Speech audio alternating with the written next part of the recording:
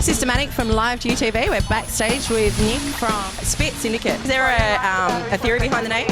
Nah, there's no theory. We just had to choose a name when we were just starting out because we were playing a gig and the promoter said, I need a name to put on the flyer, and we just kind of picked that in like a 2 hours period of time, not knowing or not realizing that that would be the name you're stuck with, and we would get asked this question a lot and not have a good story to. Why do you think hip-hop is the only sort of musical genre these days that are really talking about social issues?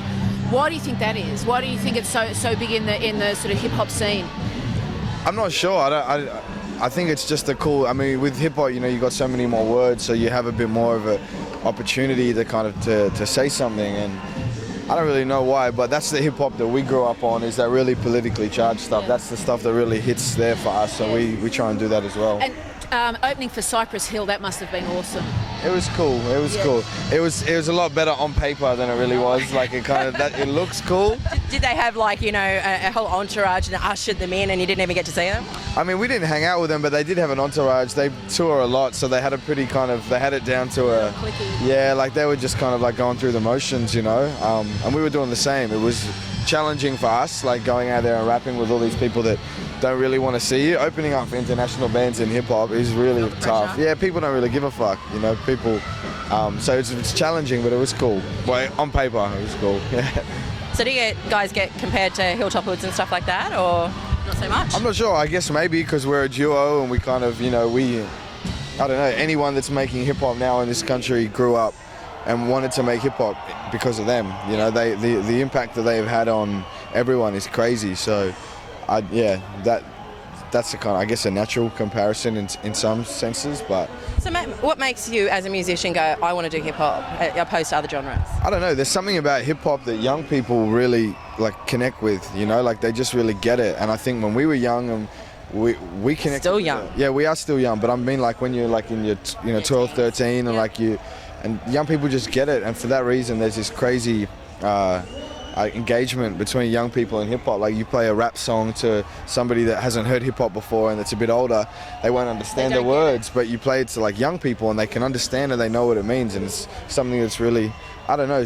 But yeah, we were just younger and we couldn't, we can't play guitars and shit, so. Another question then. Yeah. Hip-hop scene seems to be quite male-dominated. Is there... Do you have a reason or an explanation for why you think that is? I mean, it's not male-dominated it's male-dominated in terms of the artists and the acts, but it's not male-dominated in terms of the people that are working and the people that are are fans. But I'm not really sure. It's because I mean, we've interviewed quite a few hip-hop artists on the scene doing the festival circuit. I haven't, apart from I think it might have been. Wasn't Aussie back Earth Boy at one stage? Yeah, there are a lot of dope females out there. And no sort of duos or anything happening. Nah. You got a hefty scar. Yeah. Are you able to talk about that? You don't have to. No, I'm able to talk about that. It's a shit story. I fell over when I was younger, climbing up something, hit my head, fractured my skull. Ouch. So, yeah, I was younger. But I normally jazz up the story a little bit. But so can't tell us what you normally tell people. I'm sick of living a lie. Would you want us to make one up? You guys run with it, taking a run with it. Well, there's been heaps of shark attacks up here recently, so I reckon I've used that before. Stay out of the water. Yeah, I've used that before. Did I notice in some of your songs there were some biblical undertones happening in there? Yeah, I guess in a couple of the lyrics there are references to that, but it doesn't really come from. You're not a Christian band. No, definitely not. I think we're an atheist group. Did you start out battling at all? Can you freestyle battle? Not very well anymore, but that's how I started out. Yeah. Could you do some freestyle something now for us? I can rap something for you. I'd love to. All right.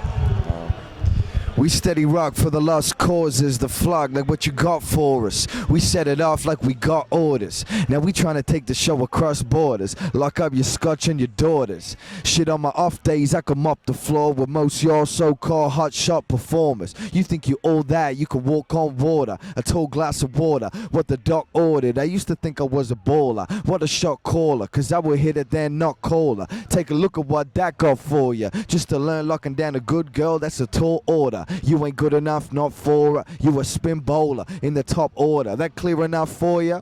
That mean you out of your league. And what I speak, get him out of the seats and the beats. Keep on pounding when you out in the street. You feel it down to your feet. Doubters can get down on their knees, man, it's sweet. We out here for keeps and for freaks and for the music that you feel real deep, if you know what I mean.